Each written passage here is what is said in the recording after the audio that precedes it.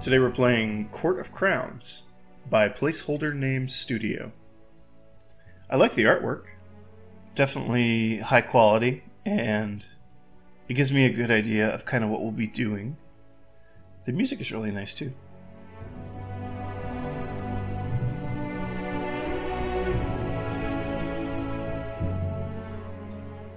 Let's start.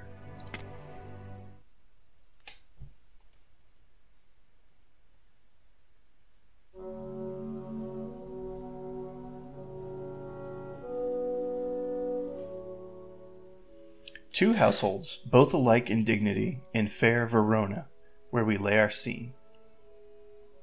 From ancient grudge break to new mutiny, where civil blood makes civil hands unclean.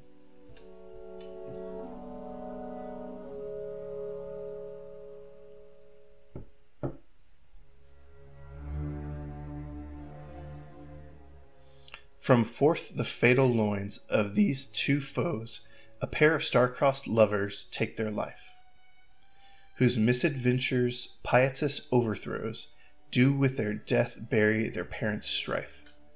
The fearful passage of their death-marked love, and the continuance of their parents' rage, which but their children's end naught could remove, is now the 2 hours' traffic of our stage. The which if you with the patient ears attend, what here shall miss, our toil shall strive to mend. Shakespeare. 1786th year in the new book, Iuria, capital of Adelandria. Sorry for these names.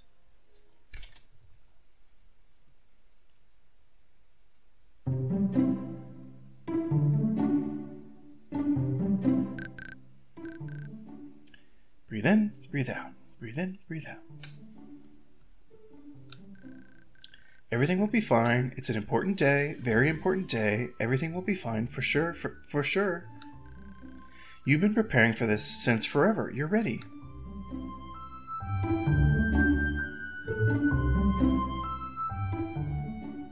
He's a bird. Besides, Father will watch over everything, as always.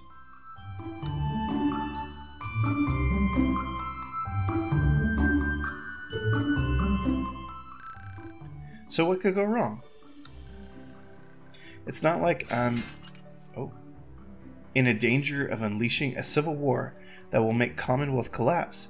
The invaders overrun the palace and everyone end up on guillotines making chop chop. Breathe in, breathe out, breathe in, breathe out. You're prepared. Last night you read... Wait, what did I read? Analysis. Yes, analysis of Commonwealth proceedings. A version with erratum for page 187. It only took me 3 hours to find the erratum. You are calm and composed. I repeat, calm and composed.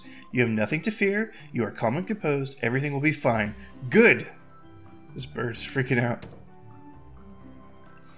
Ah! I see you are calm and composed, Adela, sorry. Of course, I'm calm and composed.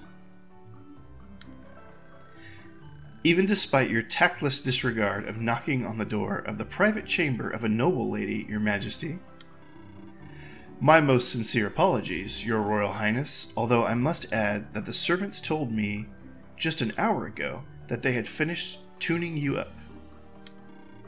But I understand, no matter how you look at it, of all men, only my future son-in-law has the right to see the body of the Almighty has bestowed you.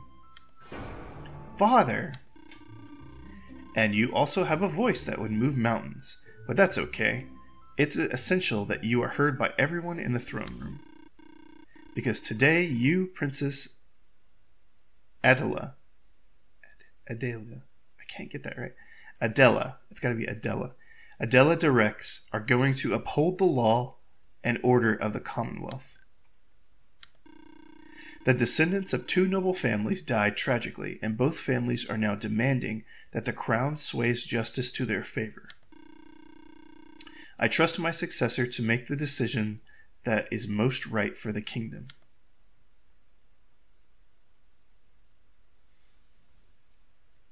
The art's really good, and the writing's good. I just can't pronounce these big fancy words. My name is Adela de Rex, and I am rightful heir to the throne of the Commonwealth of Adelandria. According to our constitution, it is the duty of the crown to settle important disputes between noble families. As part of my preparations for the future assumption of the throne, my father, King Lionel de Rex, entrusted me with the settlement of one such dispute. He had never done this before. I do not know why he decided to do it just now. I had been taught about such hearings since an early age and observed my father conducting them. Still, I find it hard not to worry. This week, Roman de Monten and Juliana de Capelle died tragically in a guest house at our castle. The two families accuse each other of the deaths of their children. Okay, that's obviously a reference to Romeo and Juliet. Our hateful neighbors are greedily observing our borders. That is why I must help my father and prevent bloodshed. Hence, it is up to me to decide who is to blame for this crime, and bear all the political consequence of that decision.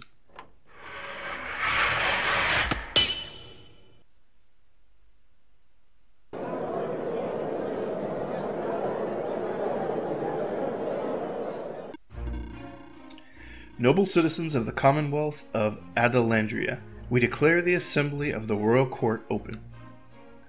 Well, there are slightly more viewers in the room than I expected. Local nobility members, the townfolk standing behind them. Is the crime at the palace so important to them? What's with this guy pulling his shirt open? He's very proud of his pecs. If, out of stress, I fall down the stairs, break my back, then I'll be spoon-fed for the rest of my life by servants, who will encourage me to eat with the loud yum-yum. Maybe I'm not ready. Maybe it's better to have my father settle this. Maybe it's not too late to back out. Maybe I'll pretend to faint and... I suppose I'll calm down. Maybe I'll just take a few more deep breaths. We have assembled today to hear the case of Lord de Capelle and Lord de Monten. The said nobles are granted permission to appear before the throne.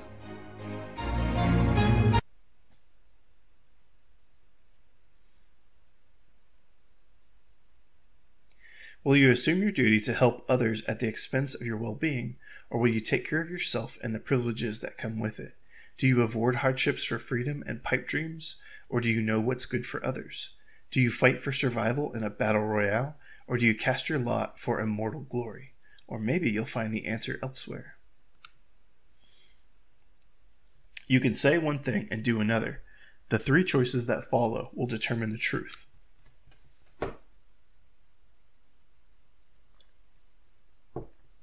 Only the latter choices will influence the story.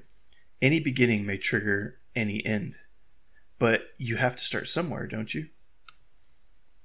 Like, for instance, from learning the rules.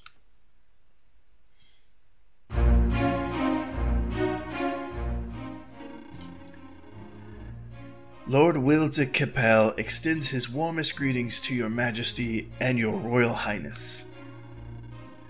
Lord Liam de Montaigne extends an even warmer greeting to your Majesty and your Royal Highness.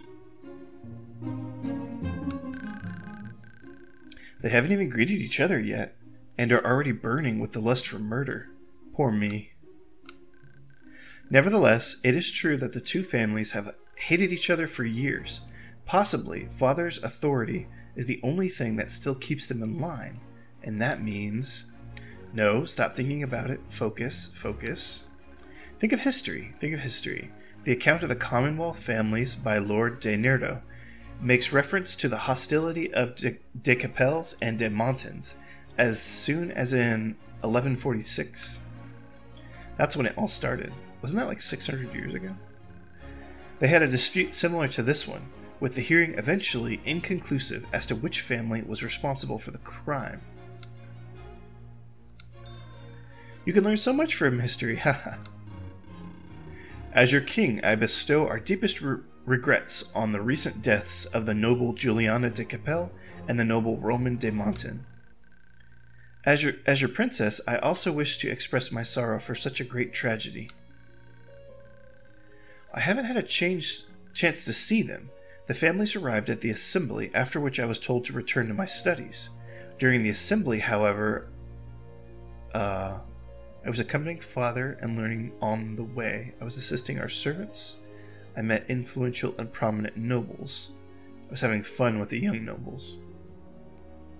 Well, this girl seems the type to learn book knowledge, so I'll say she was learning on the way.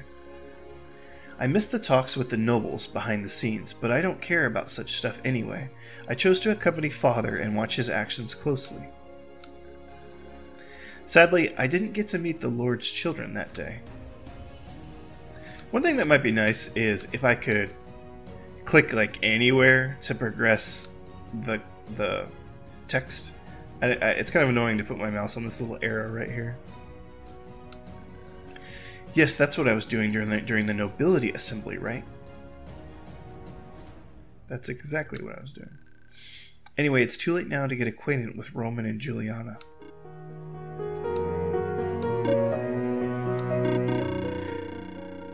Verily, the kind words of His Majesty and Her Royal Highness do warm our despairing hearts. I agree with Lord de Capelle. Odd, it doesn't seem like a custom-driven gesture toward the king. The lords are probably already regretting what the conflict between their families has led to. Lord de Capelle and Lord de Monten, the crown stands ready to provide you with truth and justice in this event so tragic for both of you. However, we have decided that it should be Her Royal Highness, Princess Adela de Rex, who is to be entrusted with the responsibility of leading today's assembly. We, King Lionel de Rex, hereby restrict our own position to that of advisor to the crown.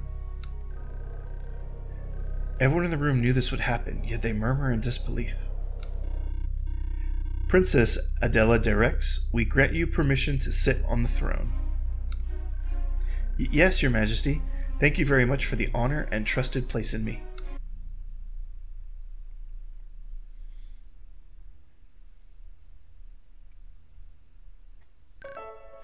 Phew, the throne has some advantages. For example, now I don't have to worry about collapsing of stress. Still, looking at the lords doesn't help at all. They remain silent, but they're clearly displeased. It's evident they don't want to bow to me. I remind them of their children. They despise me. They are skeptical about the substitution. I'm guessing the fourth one. This matter is certainly important to them, and this is my first time in office. I must do my best and fulfill the duty I've been assigned. Yeah, that's what I'm thinking, right? That's what I'm thinking. Title and noble blood will not win me a country which expects capable leadership. I have to prove to them I'm qualified. Honestly, when I think of a... Oh, I missed it. Order, please. I, Princess Adela de Rex, declare that the crown is ready to hear from the assembled. Are both parties ready to jointly present the substance of the dispute? Pursuant to the hearing order, both parties are required to communicate the facts and issues upon which they agree. This may help me get familiar with the background of the dispute before I move on to those issues which the parties disagree. Naturally, Your Royal Highness, Lord de Monten and I are ready to present the facts, and only the facts concerning this tragedy. The facts that we are unanimous about.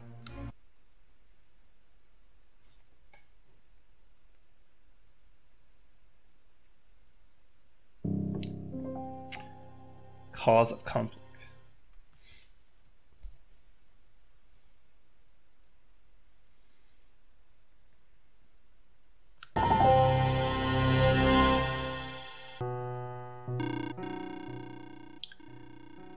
"3 weeks ago, I stayed with my family in a guest house next to the palace.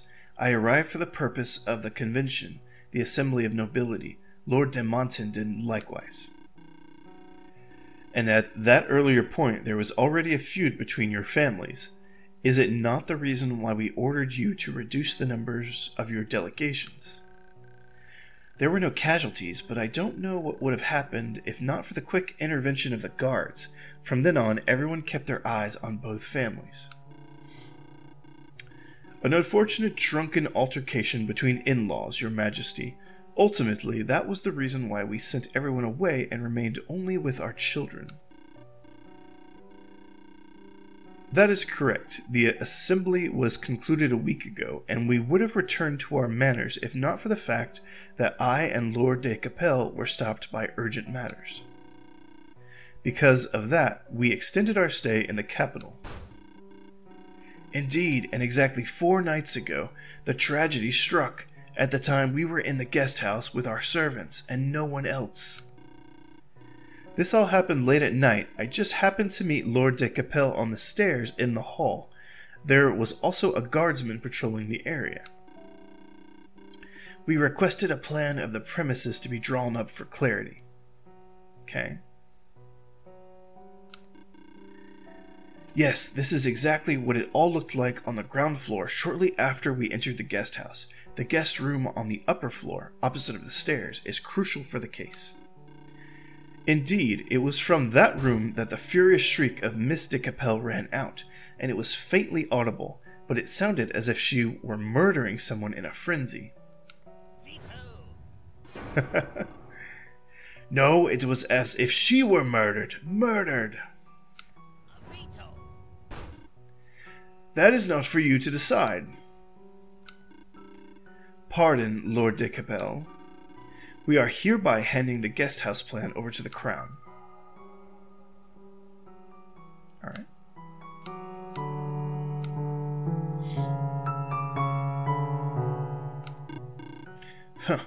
Moving on, we ran with the guard upstairs to a locked room. That is correct. We were there with the guardsmen, while the remaining servants were still gathering. We forced the door open, and then we saw it. Our children dying inside. Our children. My daughter, my Juliana, my poor daughter was lying on the bed with a dagger in her chest. The dagger belonging to no one else but Roman de Monten. Her fragile life was fading before my eyes. Oh, Juliana. Circumstances. She died with a dagger stuck in her chest, passed away on a bed in the upstairs room of the guest house.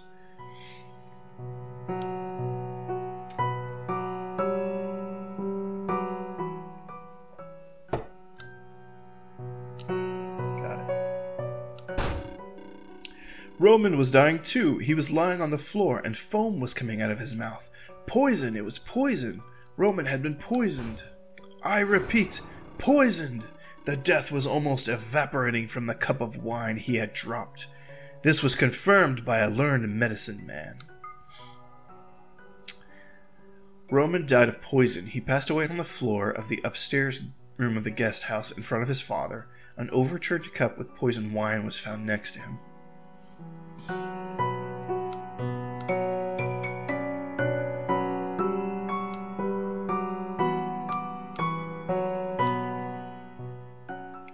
Be nice if I could control the timing of these little clues. Our children died before our eyes.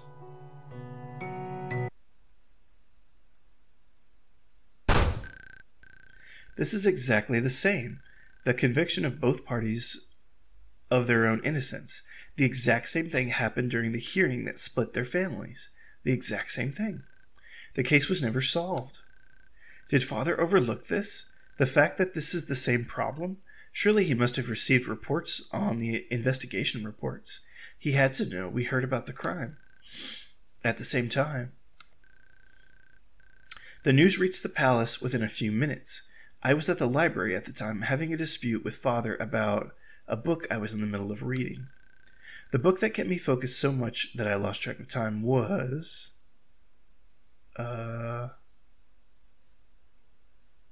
Liberty, Equality, and Fraternity. In fact, we are all equally equal and equally deserving of freedom, we should strive for the true commonwealth. Only then will every one of us truly care about preserving it. It was the book that got me so interested, right? Yep. Enough about me. I have a case to run.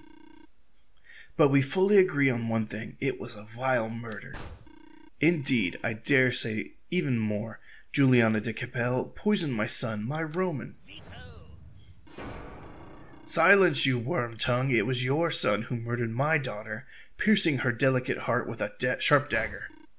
Delicate heart! Delicate heart! The black heart of the evil prisoner slain in an act of rightful vendetta. Rightful! The brutal murder of a prisoner caught red-handed who disgraced himself with a suicide to escape punishment. Noble gentlemen, my apologies, Lord Monson. The time for judgment is yet to come. Indeed it is. The essence of the whole argument is whose child is to blame for this tragedy. Certainly not my poor Juliana. She would never hurt a fly. I knew Miss de Capelle, an unusually delicate, young, and charming lady.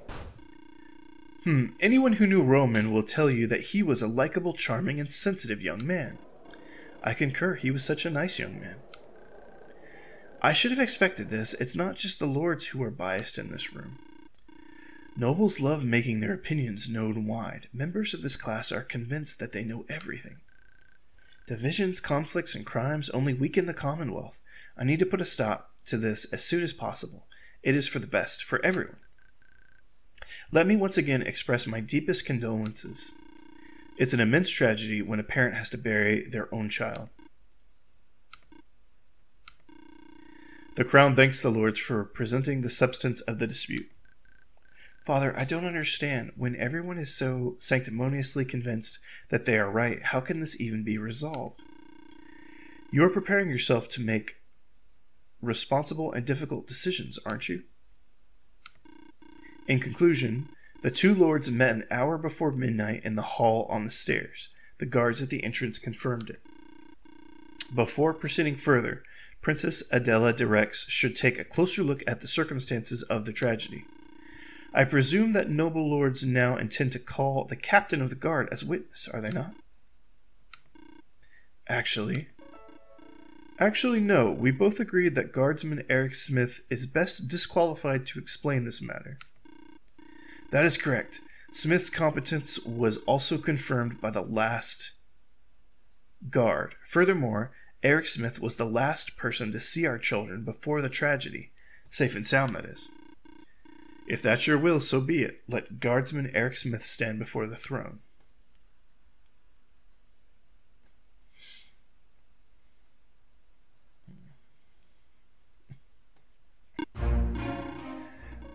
My greatest regards to your Majesty and your Royal Highness.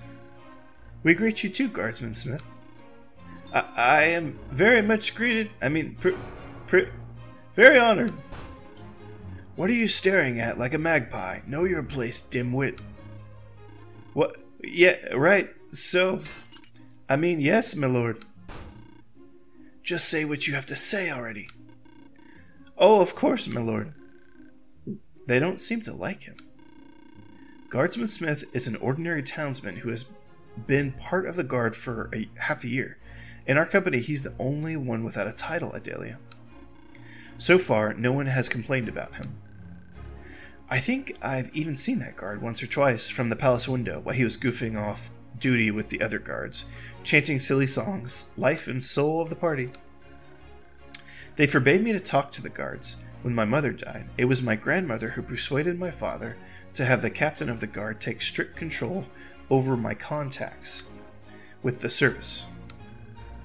She once said that they only spread disease. But I absolutely understand her at this point. Mom was the only daughter capable of giving her royal offspring.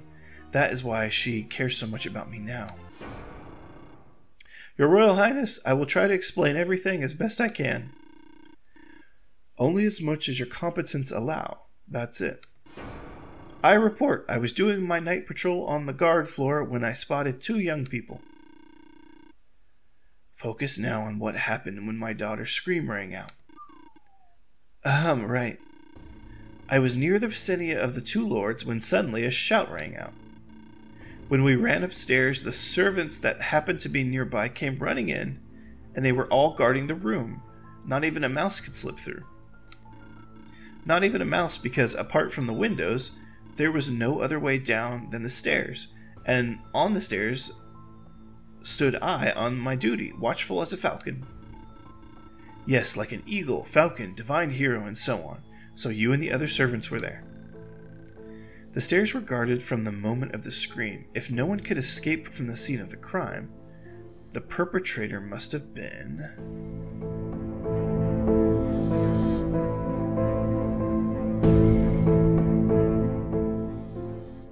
It could have been one of the children or one of the servants.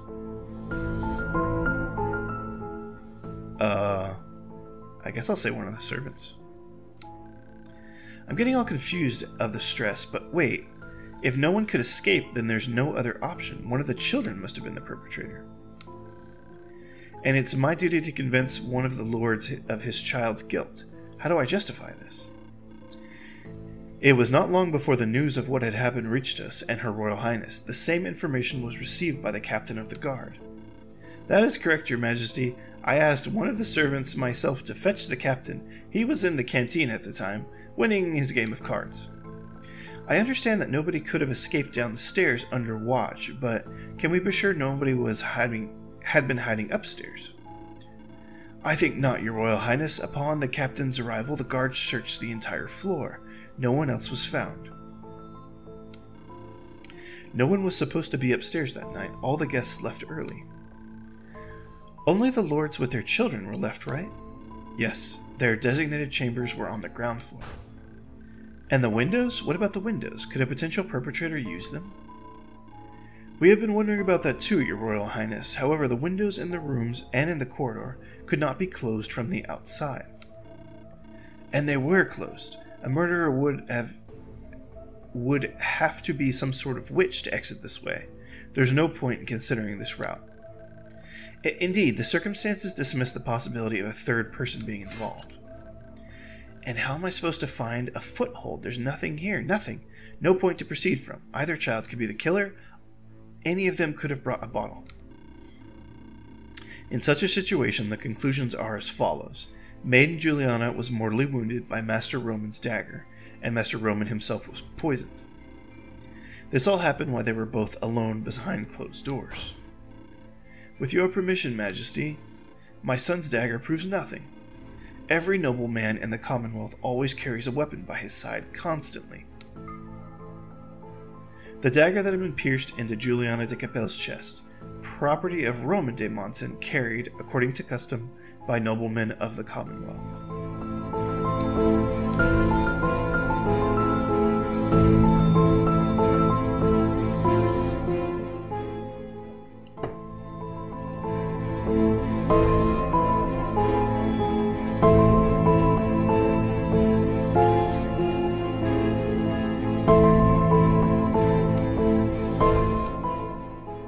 Maybe I can control it, I'm not sure.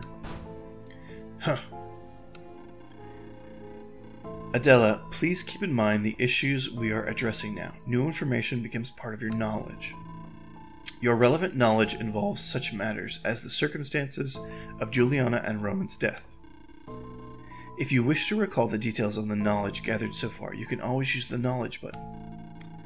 While the presence of the dagger in the room is explained, the cup with the poison remains a mystery. Has the type of poison been determined? It is Lawrence's poison, Your Majesty. Learned doctor said that it's just a small, dissolved dose is enough for the victim to expire. It only takes a minute or two. Was it possible to determine how the wine in the cup was poisoned? Yes, Your Royal Highness, we found a broken bottle with poison traces on the floor between the victims. We agree that the person who poisoned the wine must have used this bottle. In the room where the victims died, a shattered bottle was found on the floor with traces of poison. The same poison was in the cup found near the body of Roman de Monson. It kills in just a little more than a minute.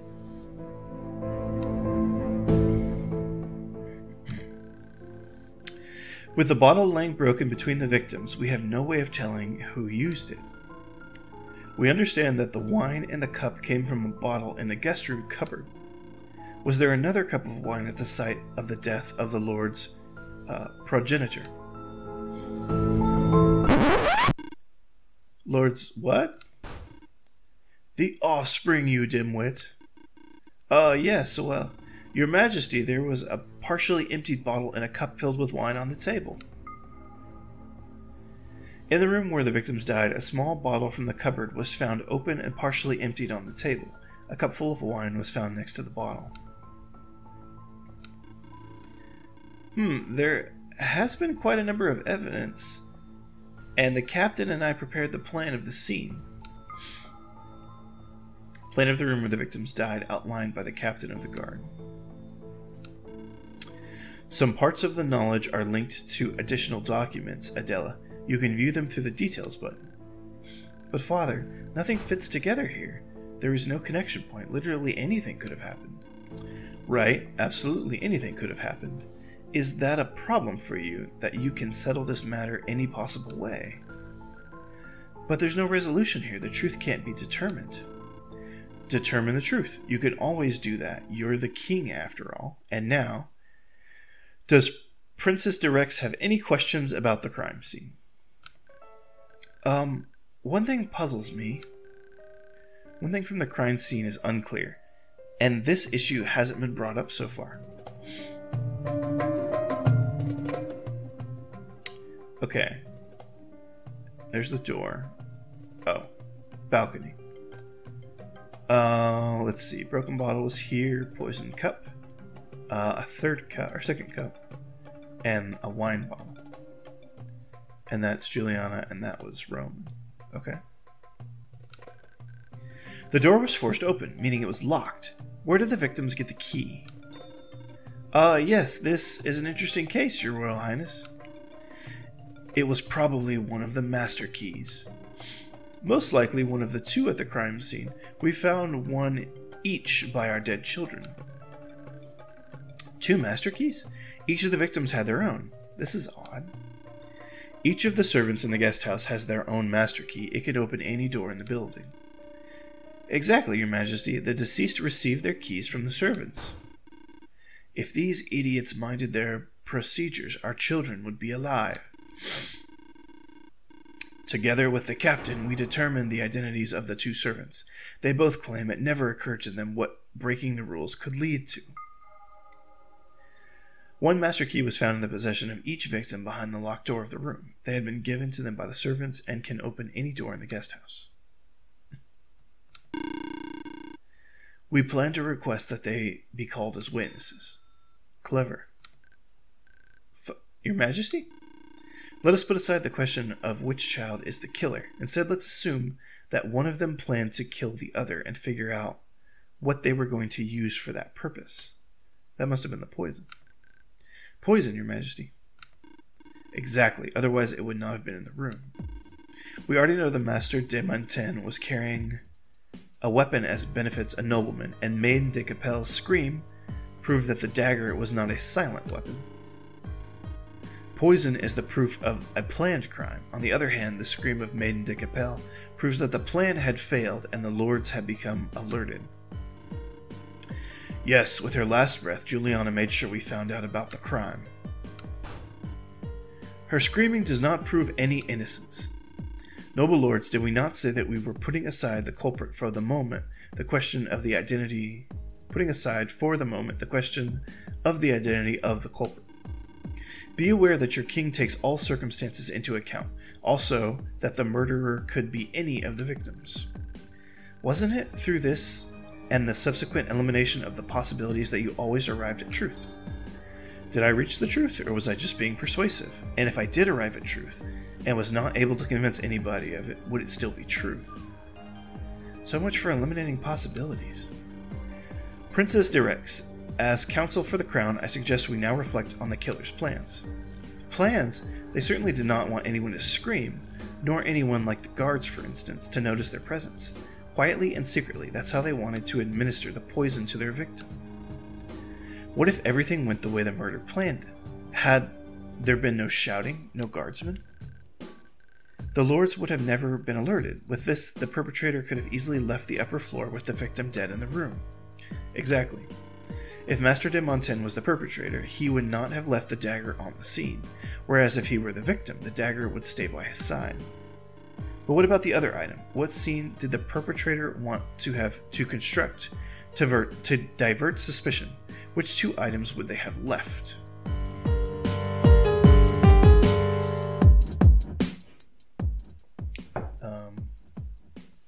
I'm going to guess the master keys. The perpetrator would have left behind both master keys, Your Majesty. It would help them very much. Because they could not shut the door afterwards? I do not think that makes sense, Princess de Rex. Let us reflect on this again.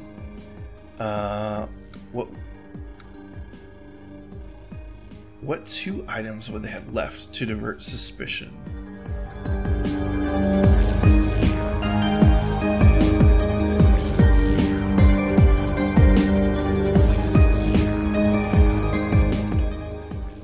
Well, it's not the poisoned wine that would have left a suspicion. I guess a key and the unpoisoned wine. Leaving one key and a cup of unpoisoned wine would help the perpetrator, because they hoped that the investigator would later shut himself in and get drunk alone. No, I guess I'm wrong. I don't know.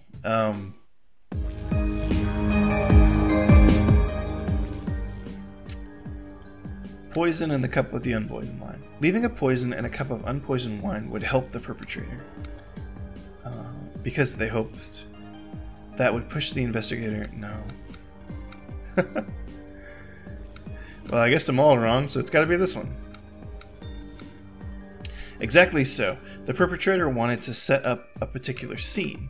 With a single key, everything would look like the person locked themselves in the room from the inside. And if we found the poison, it would all add up to the suicide scene. So the perpetrator wanted to convince everyone that the victim locked themselves in the room and took their own life. How despicable. If the killer wanted to make it look like suicide, no one would be surprised that the victim chose an empty room. We do not know how the killer persuaded the victim to, but the victim did obtain a key and meet them in an empty room. We cannot deny the facts, however. The killer also had a key. I'm laughing at this angle. They look kind of silly from here. In this situation, after the murder, one of the children may have left the victim with their own key and a vial of poison and the suicide scene. On checking the keys, we would have discovered which of the servants missed their own one. The perpetrator would have returned the other one, assuming that the one who lent it would not squeal a word in fear for their head. Your Majesty, that sounds outright diabolical. If the killer's plan had succeeded, we would have never discovered the truth. What depravity to devise and undertake such a plan. This is horrible. I shudder to even think about it. Order, please. We have aroused too much excitement. As I understand it, apart from the guardman Smith, no one else was aware of the fact that the young nobles had gone upstairs. No, Your Royal Highness, we both thought that our children were in their rooms. His Majesty's conclusion coincides with our conclusions after 3 days of investigation. Our children obtained the master keys on their own to secretly meet in the upstairs room. However, one of them brought a vial of poison to the meeting. Yes, we do agree on that, both of us. We do, however, differ on our belief as to which of our children bought the poison, and what actually happened behind the closed doors. I presume, noble lords, that the origin of the vial of poison has not been determined. The well-off had many opportunities to acquire poison. The perpetrator may have manufactured it themselves. So the murderer had a plan to conceal their crime, but they oversaw a witness who saw the couple coming up the stairs. I could not have put it better, guardsman. There's an awful lot of tension between the lords and Eric. I believe the Princess of the Commonwealth of Adelandria has made sufficient inquiry into the substance of the case that the lords have placed under her judgment. The young nobles died under ambiguous circumstances. Fathers accusing each other's children are asking the crown for help in settling the case. Houses de Capelle and de Montaigne boast century-old traditions and have more than once proven their loyalty to the crown. The crown remembers and never forgets. It is sad, therefore, that the mysterious tragedy seems to be the fruit of your similarly centuries-old feud. Internal disputes almost doomed our Commonwealth once before, and among us are the children and the grandchildren of those who died defending her.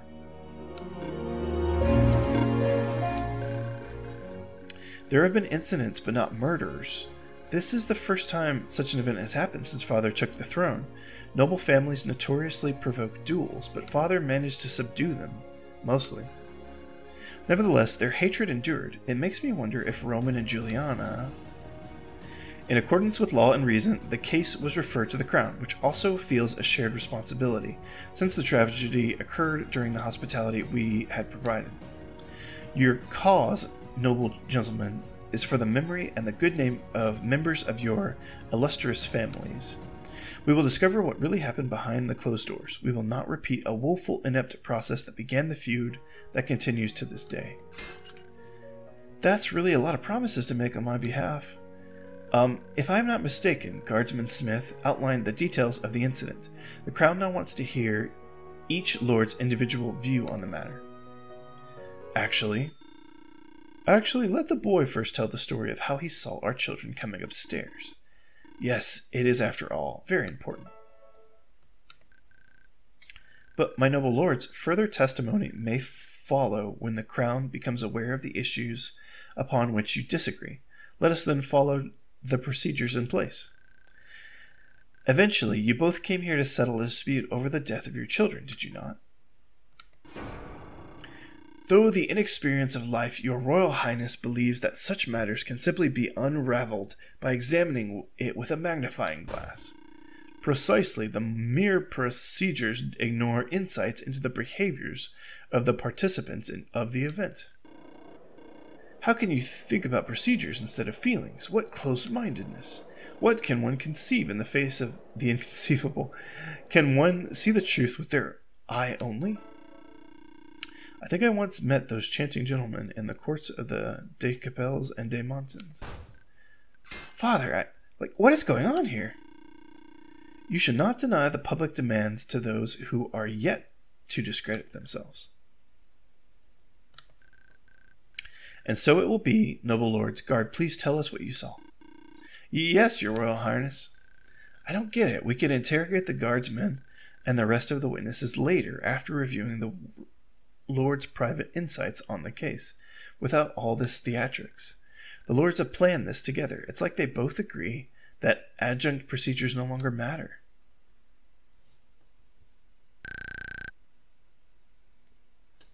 As if it didn't matter anymore.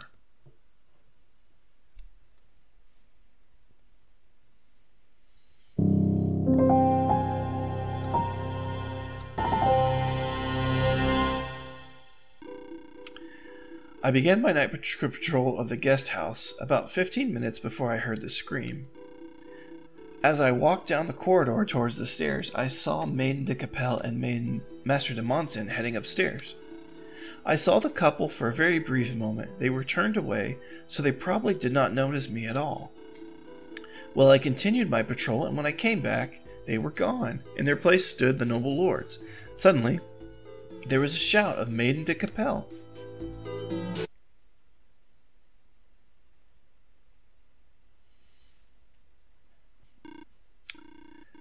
Adela, in situations like this, the litigants give way to you in the hearing. Father, I've watched enough of your trials to know what to do now. I can use the arrows to change parts of the testimony. I can also question the witness with the inquiry button. This allows me to get information I need from the witness. And beyond that, Adela? And beyond that, I can use the demonstration button to show an inconsistency between a piece of my knowledge and a piece of the testimony. Only can the guardsman certify untruth. I must make no mistake or I'll lose my authority. This may be the case. That is why I'm going to give you a hint. Think about why the lords actually care so much about this particular testimony. If you need another one, use the counsel button. Testimony that the guardsmen saw the young couple before their deaths and did nothing.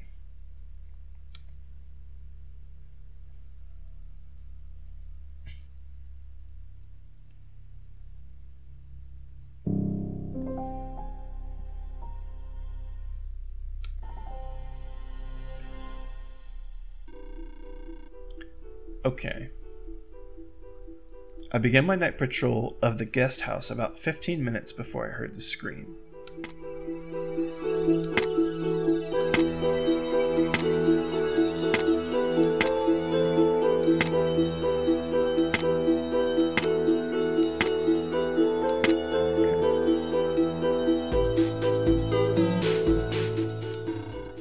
As I walked down the corridor towards the stairs, I saw Maiden de Capelle and Master de Monson heading upstairs.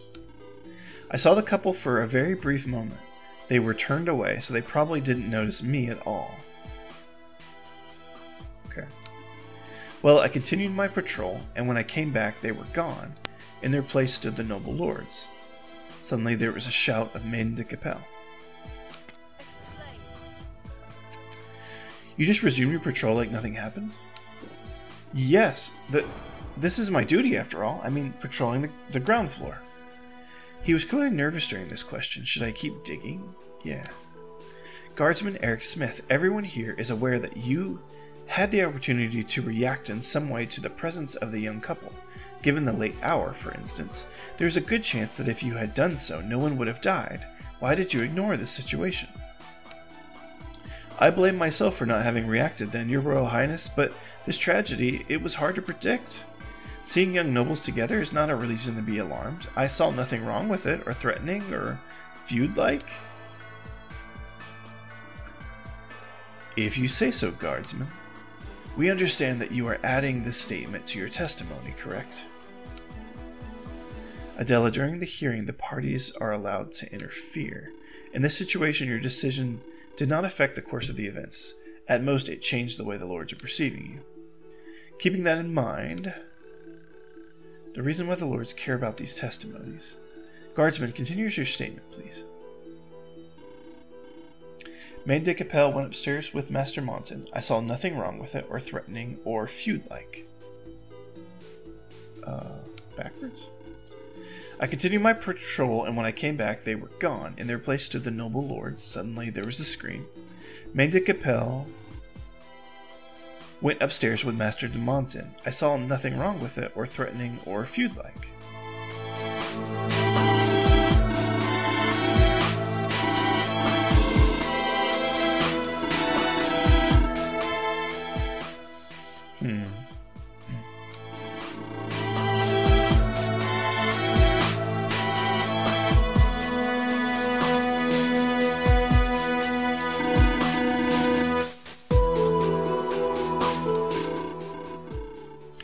Let's dig into this.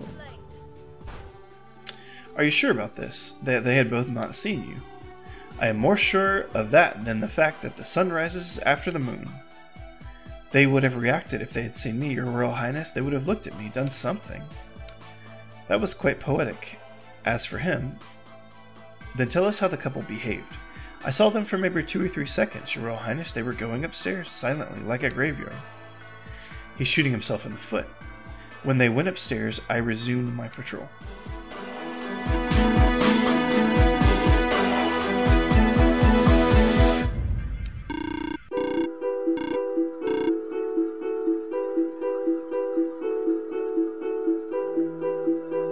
Explain. Are you sure about this? He probably said that out of nervousness, an obvious blunder. You can't do anything. I'm so bad at these games. Alright, let's try this one. We understand that you were performing your patrol and under orders from the captain of the guard, is that correct? Absolutely, Your Royal Highness. I was performing my official duties during my assigned watch. Thank you, Guardsman Smith.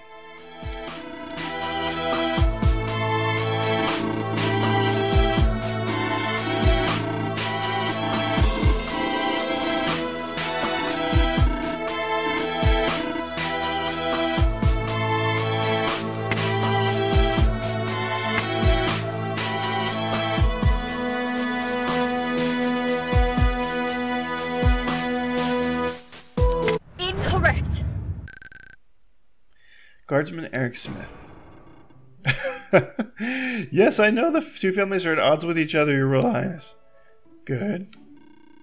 I should have said something, catch their attention. Maybe the murderer would have given them up. But when I saw the two young nobles from feuding families, I did not see it as a reason to despair, but hope. Excuse me? The De Capelle and Montan families are loyal to the crown, but in conflict with each other, true. They fight and sometimes kill one another. I believe with all my heart that if the dispute were to finally end, the Commonwealth would gain a lot.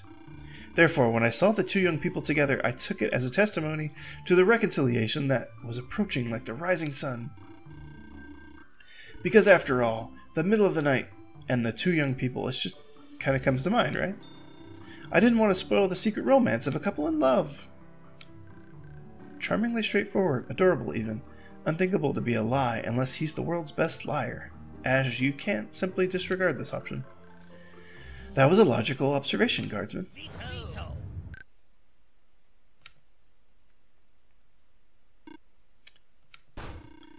Are you implying that after that we raised our children to sin and having extramarital affairs? No, I just thought that Lord de Capelle. Do you actually thought the nobles wouldn't mate like common rabble? Our children died because of you. It was your duty to not let this tragedy happen. It would not have happened if you had reacted. You have let us all down, and you should pay the ultimate price for it. I like his beads of sweat. Oh, what do I do? I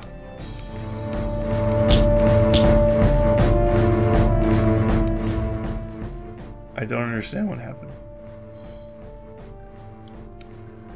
If they claim his head after just one, even if unfortunate remark, then how will they react if I even suggest that one of their children could be the murderer? The events have taken an unfortunate, though predictable turn.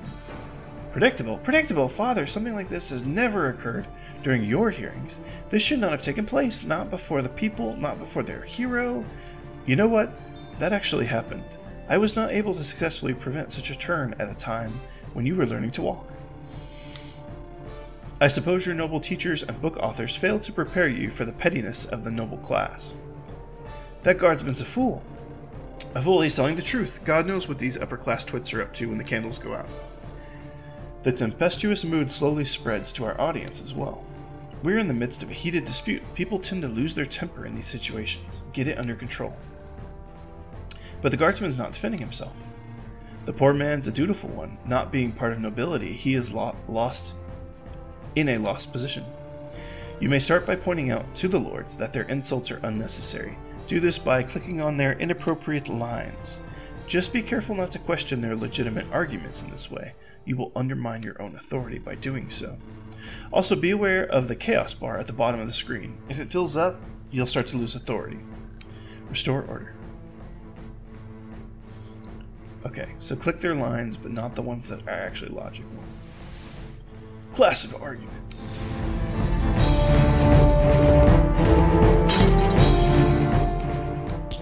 I clicked it.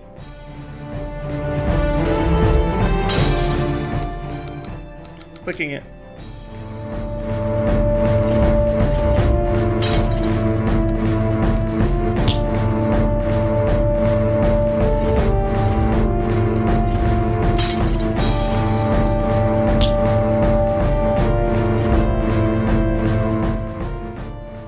You probably should have said something.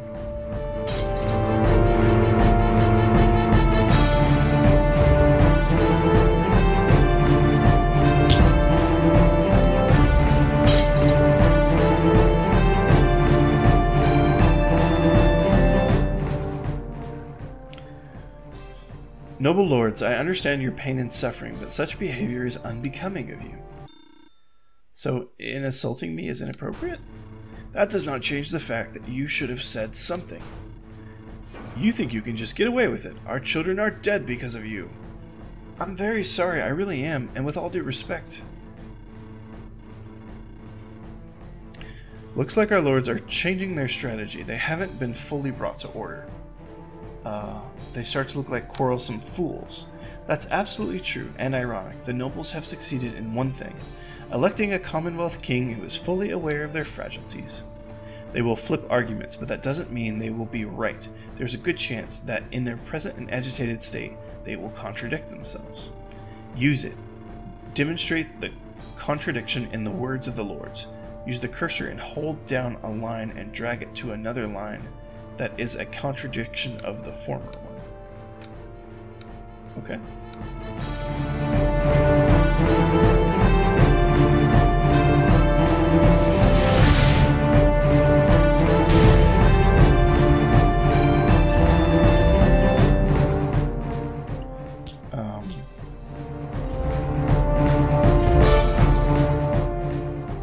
Hold down the line. You should have said something. Our children would be alive if you did that. I don't understand what I'm supposed to be doing.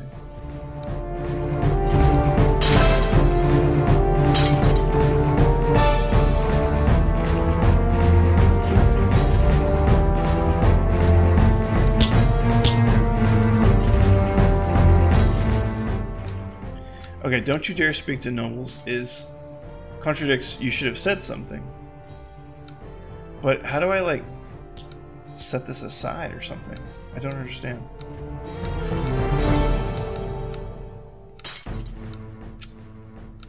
I don't know, I don't get this part.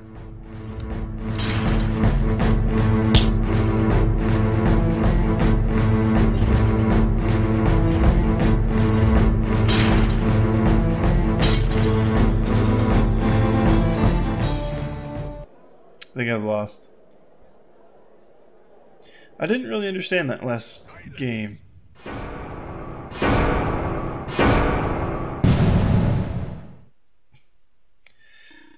Well, this video is going on pretty long, so I think I'm going to call it a wrap. This is pretty fun. Except for that last game I didn't fully understand, but overall I liked it a lot. But I got to get other stuff done, so I'm going to call it quits here. But overall, I look forward to seeing how this improves. I hope it works out for you. Nice job.